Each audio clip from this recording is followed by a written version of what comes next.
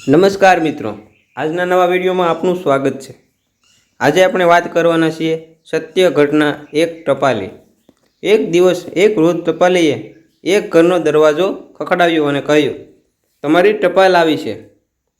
અવાજ સાંભળતા જ અંદરથી એક છોકરીનો અવાજ સંભળાયો, એ આવું છું, થોડી રાહ જુઓ, તમે ઉતાવળમાં હો તો દરવાજા નીચેથી ટપાલ અંદર સરકાવી દો, મારે થોડો સમય લાગશે। વૃદ્ધ ટપાલી ગુસ્સામાં બોલ્યો, ના, હું ઊભો જ છું, રજિસ્ટર લેટર છે એટલે સહી પણ જોઈશે। લગભગ 10 મિનિટ પછી દરવાજો ખુલ્યો। આ વિલંબ માટે તે ટપાલી પેલી છોકરી પર બૂમો પાડવાનો જ હતો, પણ દરવાજો ખુલતા જ તે ચોંકી ગયો અને તેનો બધો જ ગુસ્સો ક્ષણભરમાં ઉડી ગયો। તેની સામે એક નાનકડી છોકરી હતી કે જેને બંને પગ જ ન હતા।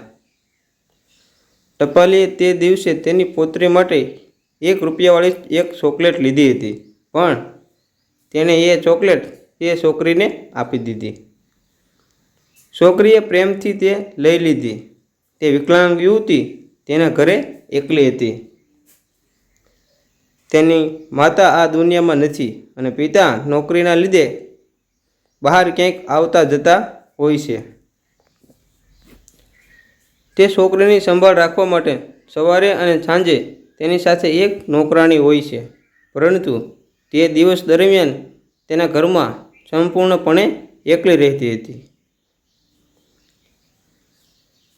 હવે તો જ્યારે પણ તે છોકરી માટે કોઈ ટપાલ આવતી ત્યારે પોસ્ટમેન દરવાજો ખખડાવીને તે છોકરી દરવાજે ન પહોંચે ત્યાં સુધી આરામથી દરવાજે ઊભો રહેતો।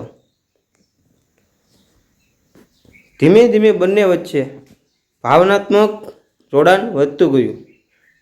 તે છોકરીને એક દિવસ એક મોટી ચોકલેટ ટપાલીને પાછી આપી અને કહ્યું કે આ તમારા માટે। ટપાલીએ ઘણી ના પાડી, પણ બાળક સામે તે હારી ગયો। એક દિવસ પેલી છોકરીએ પોસ્ટમેનને ખૂબ જ ધ્યાનથી જોયું તો ખબર પડી કે તેના પગમાં ચપ્પલ નહોતા। તે હંમેશા ખાલી પગે ટપાલ આપવા આવતો હતો।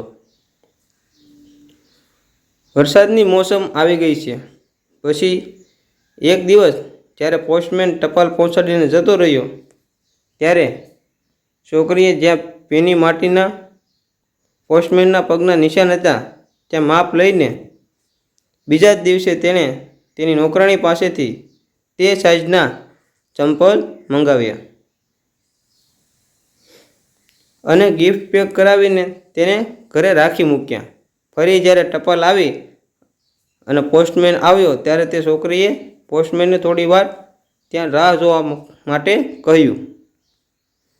તે પછી તે પોતાના રૂમમાંથી બોક્સ લાવીને ટપાલીને આપીને કહ્યું, દાદા, આ તમને મારી દિવાળીની ભેટ છે।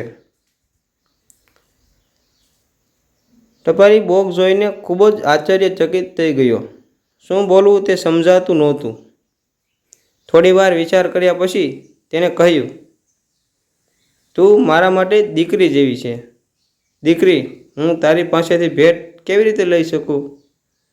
તે દિવસે ચોકલેટ તો લઈ લીધી, પણ આજે તો આ નહીં જ લઉં।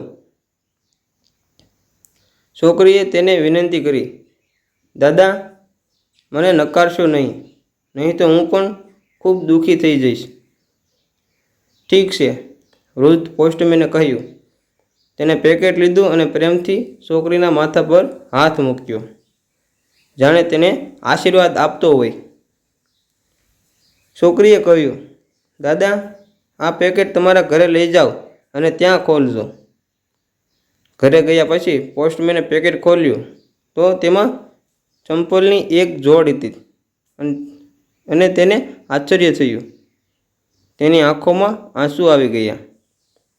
પોસ્ટમેન માની શક્યો નહીં કે એક નાની છોકરી તેના માટે આટલી ચિંતા કરી શકે છે।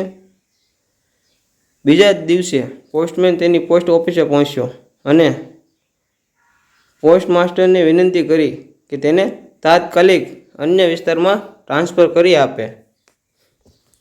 પોસ્ટમાસ્ટરે આનું કારણ પૂછ્યું ત્યારે પોસ્ટમેને એ ચંપલ ટેબલ પર રાખીને આખી વાત કહી અને ભીની આંખે ભરાઈ ગયેલા ગળા સાથે કહ્યું,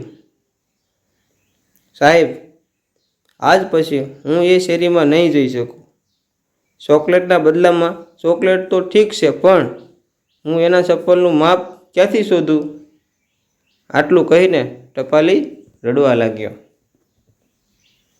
મિત્રો, તમને જો આ વિડીયો પસંદ આવ્યો હોય તો વિડીયોને શેર કરો અને લાઈક કરો. તેમજ આવા અવનવા વિડીયો જોવા માટે, એક જીવનમાં કંઈક શીખ આપે તેવા વિડીયો જોવા માટે અમારી ચેનલ સાથે બન્યા રહો.